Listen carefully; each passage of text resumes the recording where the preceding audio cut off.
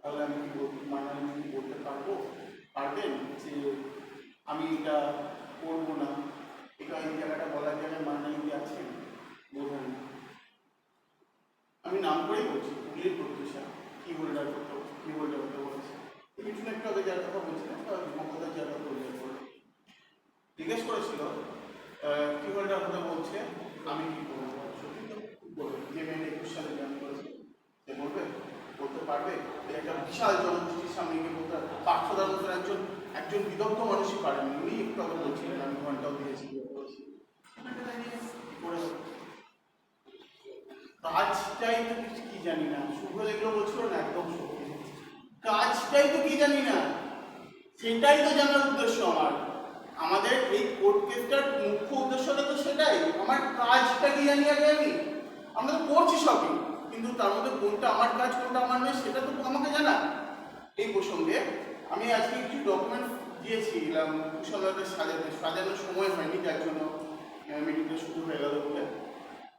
Actually প্রত্যেকের headmaster মশাই রয়েছে কর্মতালিকা, অ্যাসিস্ট্যান্ট হেডমাস্টার মশাই রয়েছে কর্মতালিকা, অ্যাসিস্ট্যান্ট টিচারদের রয়েছে কর্মতালিকা।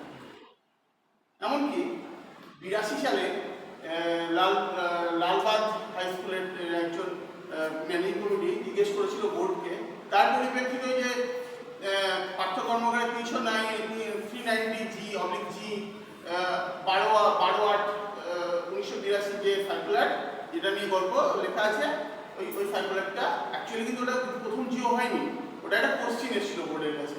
তার পরিপ্রেক্ষিতে একটা বোর্ড সার্কুলার দিয়েছিল যে ম্যানেজিং কমিটি গ্রুপ ডিতে কাজ করবে। আমাদের কিন্তু কেউ কোনো গল্প বলেনি, শুধু ছেড়ে দিন আমরা এরা করেছে। এরা তো প্রায় প্রত্যেকের পারমানেন্ট স্টাফ, ক্যাজুয়াল বা কন্ট্রাকচুয়াল স্টাফ সববার রয়েছে। আমার কাছে সববার ডকুমেন্টস আছে, আমি আপনাদের এক্ষুনি দেখিয়ে দিতে পারি। ব্যাগের ভিতর আছে, শিক্ষা বন্ধু আছে, MSK আছে, তারপর আইটি আছে, আইটি আছে, কোনো DK স্নাইয়ার কি আছে না, DSK, হ্যাঁ ওই ধরনের সবার আছে, সববার কিন্তু কর্মতালিকা রয়েছে। শুধু নেই তাদের আমাদের। এবার মুশকিলটা হচ্ছে আমাদের এই কর্মতালিকার যে জায়গাটাতে